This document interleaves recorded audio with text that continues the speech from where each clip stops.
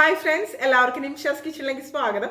ഇന്ന് നമുക്ക് ചപ്പാത്തിയുടെ കൂടെ കഴിക്കാൻ പറ്റുന്ന ദമ്മാല് തയ്യാറാക്കാം. അപ്പം ഞാനിത് ബേബി പൊട്ടറ്റോസ് ഉപയോഗിച്ചിട്ടാണ് തയ്യാറാക്കുന്നത് കേട്ടോ. ബേബി പൊട്ടറ്റോസ് ഇല്ലാന്നുണ്ടെങ്കിൽ നിങ്ങൾക്ക് സാധാരണ ഉരുളക്കിഴങ്ങൊക്കെ വാങ്ങിക്കുമ്പോൾ ചെറിയ ഉരുളക്കിഴങ്ങ് കിട്ടില്ലേ, അത് ഉപയോഗിച്ചിട്ട് തയ്യാറാക്കാം. അല്ലെങ്കിൽ ഇപ്പോൾ വലിയ ഉരുളക്കിഴങ്ങ് മാത്രമേ ഉള്ളൂ എന്നുണ്ടെങ്കിൽ അത് കട്ട് ചെയ്തിട്ട് അങ്ങനെയാണെന്നുണ്ടെങ്കിൽ തയ്യാറാക്കി എടുക്കാം കേട്ടോ. അപ്പം നമുക്കിത് എങ്ങനെയാണ് ഉണ്ടാക്കണേന്ന് നോക്കാം. നമുക്ക് ദമ്മാലു ഉണ്ടാക്കാൻ വേണ്ടിയിട്ട് തുടങ്ങാം. ഞാനിവിടെ കുറച്ച് ഉരുളക്കിഴങ്ങ് എടുത്തിട്ട് ഇപ്പോൾ ചെറിയ ഉരുളക്കിഴങ്ങ് കേട്ടോ, ബേബി പൊട്ടറ്റോസിന് എടുത്തിരിക്കുന്നത്. ഇതിൻ്റെ തൊലി നമുക്ക് കളഞ്ഞെടുക്കാം.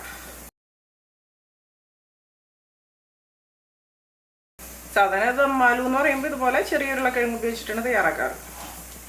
എല്ലാം നമുക്ക് ഇതുപോലെ തൊലി കളഞ്ഞെടുക്കാം. ഉരുളക്കിഴങ്ങ് എല്ലാം റെഡി ആയിട്ടുണ്ട്. ഇതേ തൊലി കളഞ്ഞ് കഴുകിയൊക്കെ എടുത്തിട്ടുണ്ട് കേട്ടോ. ഇനി നമുക്കിത് തയ്യാറാക്കാൻ വേണ്ടിയിട്ട് തുടങ്ങാം. ഇനി ഞാനൊരു കടായി ചൂടാക്കാൻ വേണ്ടിയിട്ട് വെച്ചിട്ടുണ്ട്. ഇതിലേക്ക് നമുക്ക് എണ്ണ വെച്ച് കൊടുക്കാം. ഞാനൊരു 3 ടേബിൾ സ്പൂൺ എണ്ണ ഒഴിച്ചിട്ടുണ്ട്. എണ്ണ നല്ല പോലെ ഒന്ന് ചൂടായിട്ട് വരുമ്പോൾ നമുക്കിതിലേക്ക് ഉരുളക്കിഴങ്ങ് ചേർത്ത് കൊടുക്കാം. ഇതിപ്പോൾ ചെറുതായ കാരണം നമുക്ക് അങ്ങനെ എന്താ പറയുക, ഇതിൻ്റെ ഉള്ളിലേക്ക് മസാല പിടിക്കാൻ വലിയ ബുദ്ധിമുട്ടുണ്ടാവില്ല. ഇപ്പോൾ കുറച്ചും കൂടി വലിയ ഉരുളക്കിഴങ്ങൊക്കെയാണ് നിങ്ങൾ എടുക്കണമെന്നുണ്ടെങ്കിൽ ഇതേതുപോലെ ഒന്ന് വരഞ്ഞൊക്കെ കൊടുക്കാം കേട്ടോ. അല്ലെങ്കിൽ ഒന്ന് അതുപോലെ ഫോർക്ക് ഉപയോഗിച്ചോ കത്തി ഉപയോഗിച്ചോ ഒന്ന് ഇതുപോലെ കുത്തിയെടുത്താലും മതി.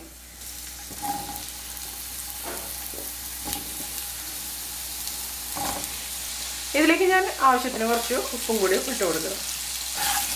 ഇനി ഇതൊന്ന് ആവശ്യത്തിനൊന്ന് ഫ്രൈ ചെയ്തെടുക്കാം. നിങ്ങൾക്ക് വേണമെന്നുണ്ടെങ്കിൽ ഡീപ്പ് ഫ്രൈ ചെയ്തെടുക്കാവുന്നതേ ഉള്ളൂ കേട്ടോ. ഞാനിപ്പോൾ കുറച്ച് എണ്ണ ഉപയോഗിച്ചിട്ട് ഇതൊന്ന് ശാലോ ഫ്രൈ ചെയ്തെടുക്കുകയാണ് ചെയ്യണത്.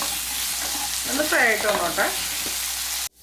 ഇപ്പോൾ കണ്ടോ, ഉരുളക്കിഴങ്ങ് ഒന്ന് ഫ്രൈ ആയിട്ട് വന്നിട്ട് ഒരു 3/4 ഭാഗത്തോളം ഫ്രൈ ആയിട്ട് വന്നിട്ടുണ്ട് കേട്ടോ. ഇനി ബാക്കി ഗ്രേവിയിൽ കിടന്നിട്ട് തന്നെ വെന്ത് വന്നോളും. ഇത് നമുക്ക് കോരി മാറ്റാം.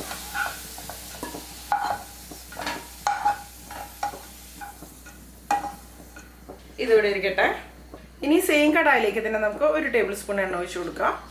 ഇതിലേക്ക് നമുക്കൊരു 4 കാശ്മീരി ഉണക്കമുളക് ഇട്ട് കൊടുക്കാം.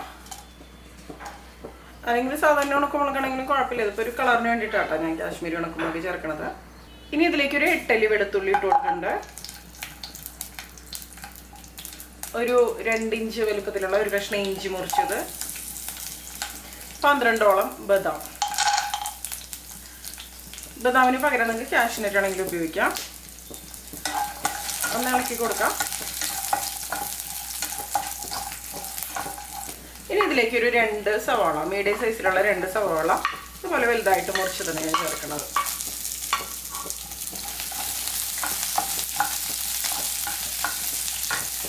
ഇതിൻ്റെ കൂടെ തന്നെ ഞാൻ ഒരു നല്ല പഴുത്ത തക്കാളി, അതായത് അത്യാവശ്യം വലിപ്പമുള്ളൊരു തക്കാളി മുറിച്ചെടുത്തതും കൂടി ചേർക്കുന്നുണ്ട്. ഇനി ഇതെല്ലാം കൂടി വഴന്നൊന്ന് സോഫ്റ്റ് ആയിട്ട് വന്നോട്ടെ. ഇപ്പോൾ തക്കാളിയും സവാളയൊക്കെ ആവശ്യത്തിന് തന്നെ ഒന്ന് വഴന്നു വന്നിട്ടുണ്ട്. ഇനി നമുക്ക് ഫ്ലെയിം ഓഫ് ചെയ്ത് കൊടുക്കാം. അതിനുശേഷം നന്നായിട്ട് തണുത്തതിന് ശേഷം വെള്ളമൊന്നും ഒഴിക്കാതെ മിക്സിയുടെ ജാറിലിട്ടിട്ട് നന്നായിട്ട് നല്ല പേസ്റ്റ് ആയിട്ട് തന്നെ അരച്ചെടുക്കാം. ഇപ്പോൾ നമ്മുടെ ഈ ഒരു മസാല പേസ്റ്റ് റെഡി ആയിട്ടുണ്ട്. ഇത് മാറ്റി വയ്ക്കാം. ഇനി സെയിം കടായിലേക്ക് തന്നെ ഞാൻ എണ്ണ ഒഴിച്ച് കൊടുക്കണം. എണ്ണ ചൂടായിട്ട് വരുന്ന സമയത്ത് ഇതിലേക്ക് ഒരു ബേ ലീഫ് ഇട്ട് കൊടുക്കുന്നുണ്ട്, 2 ഏലക്കായ, ഒരു കഷ്ണം കറുകപ്പട്ട. ഒന്ന് ഇളക്കി കൊടുക്കാം. ഇനി ഇതിലേക്ക് 1 ടീസ്പൂൺ മല്ലിപ്പൊടി, 1/2 ടീസ്പൂൺ മഞ്ഞൾപ്പൊടി, ഒരു 1/4 ടീസ്പൂൺ മുളക് പൊടി, ഒരു കളറിന് വേണ്ടിയിട്ട് മാത്രം ഉണ്ടായത്, കാശ്മീരി മുളക് പൊടിയാണ്, 1/4 ടീസ്പൂൺ കുരുമുളക് പൊടി. ഇതെല്ലാം കൂടി ചേർത്ത് നന്നായിട്ടൊന്ന് മിക്സ് ചെയ്ത് കൊടുക്കാം. ഇപ്പോൾ പൊടികളുടെ പച്ചമുളകൊക്കെ ഒന്ന് മാറിയിട്ടുണ്ട്. ഇതിലേക്ക് നമ്മൾ അരച്ച് വെച്ച ഒരു പേസ്റ്റ് ചേർക്കാം. ഇനി ഇതെല്ലാം കൂടി നമുക്ക് നന്നായിട്ടൊന്ന് മിക്സ് ചെയ്ത് കൊടുക്കാം. ഇത് നന്നായിട്ടൊന്ന് വഴന്നും വരണം കേട്ടോ.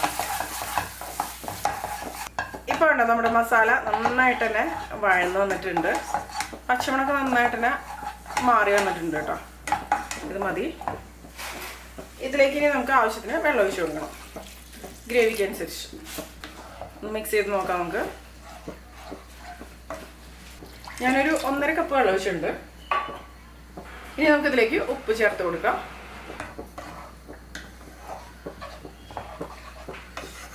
ഇത് മതി. നന്നായിട്ടൊന്ന് തിളച്ച് വരട്ടെ.